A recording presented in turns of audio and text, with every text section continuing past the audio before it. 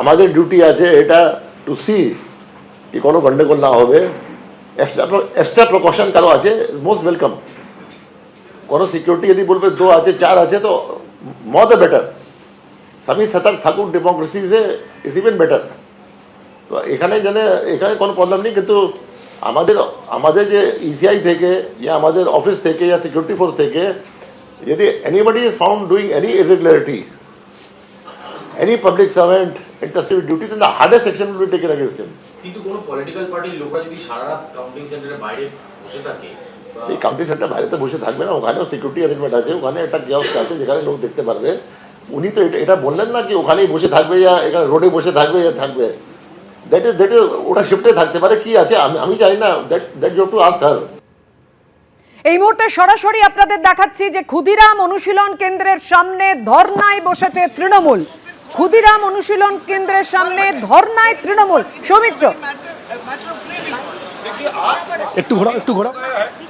দেখো এই মুহূর্তে যেটা দেখতে পাওয়া যাচ্ছে যে ক্ষুদিরাম অনুশীলন কেন্দ্রে সামনে, ঠিক গেটের সামনে, মেন গেটের সামনে ধর্নায় বসেছেন তৃণমূলের তরফে রয়েছেন এখানে কুণাল ঘোষ এবং রয়েছেন এখানে শশী পাঁজা, দুজনে তিনি রয়েছেন।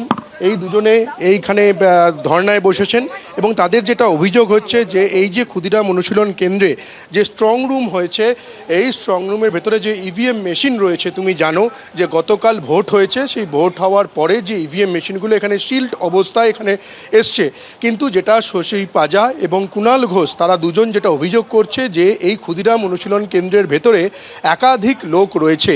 সেই একাধিক লোক এই যে ইভিএম মেশিনগুলো রয়েছে সেই ইভিএম মেশিনগুলো নিয়ে তারা কিছু একটা করছেন। এবং যে ছবিটা কুণাল ঘোষ যেটা অভিযোগ জানাচ্ছেন, যে ছবিটা এই যে ক্ষুদিরাম অনুশীলন কেন্দ্রের বাইরে যে সিসিটিভি ক্যামেরার যে ফুটেজ দেখতে পাওয়া যাচ্ছে ভেতরে, তার ক্ষুদিরাম অনুশীলন কেন্দ্রের বাইরে রয়েছে এখানে টিভি রয়েছে, যে টিভিতে রয়েছে সেখানে দেখতে পাওয়া যাচ্ছে।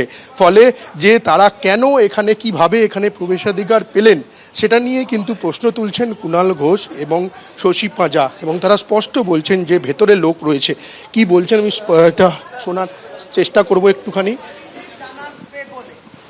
তাহলে যখন 4টের সময় খুললে, আমাদের যখন দেখলে কোনো পার্টি ছিল না, কোনো পার্টি রিপ্রেজেন্টেটিভ ছিল না, তাদেরই লজিকে আমার প্রশ্ন, তাহলে তখন ফোন করেননি কেন যে আমরা তো খুলছি, আপনারা কেউ নেই?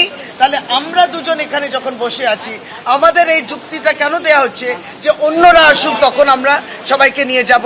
কেন তাহলে যুক্তিটা খেললো না? বসে আছেন, আমাদের ঢুকতে দিচ্ছে না, এখন নেমন্তন্ন করে পাঠাচ্ছে বিজেপি ক্যান্ডিডেটকে। আমরা 4:30 পরে তো ক্যামেরাতে মুভমেন্ট দেখছি, ক্যামেরা নাম্বার 17-এ মুভমেন্ট। আমাদের লোকেরা তো সিসিটিভিটা তারপরে তো আসলে আমাদের লোকেরা ইলেকশন কমিশনারই এই স্ক্রুটিনির কাজে 3:30-4টে অবধি তো এখানেই ছিল, ফলে তাদেরকে জানানো হয়নি যে এখানে আবার ওই মেশিন খোলা হবে। এবার শেষ মুহূর্তে একটা করে মেল পাঠিয়ে দেওয়া হয়েছে, রুটিন, ওরা হরবকত মেল পাঠায় নানা রকম। এবার তাতে আমাদের কি ধারণা হচ্ছে, আমাদের ধারণা হচ্ছে আমাদের টিম তো ওখানে আছে, অথচ টিমকে এটা বলা হয়নি। এবার যখন টিমের সঙ্গে আমাদের যোগাযোগ হচ্ছে, আমাদের সঙ্গে টিমের যোগাযোগ হচ্ছে, তখন ধরা পড়ছে এটা আনগার্ডেড। এবার শশীদি ছুটে আসছে, নয় এবার আমরা আসছি, আপনার বাইরের স্ক্রিনে দেখা যাচ্ছে ভেতরে লোক কাজ করছে, বাইরের স্ক্রিনে দেখা যাচ্ছে ভেতরে লোক কাজ করছে।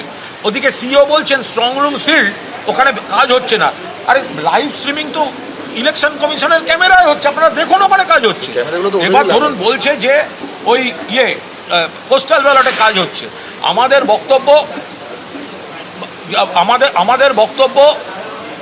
বক্তব্য হচ্ছে যে যদি পোস্টাল ব্যালটেই হয় তো তাহলে সেই পোস্টাল ব্যালটগুলো এলো কোথা থেকে, তো তার তো কোনো সোর্স ওই ভিডিও ক্যামেরায় নেই।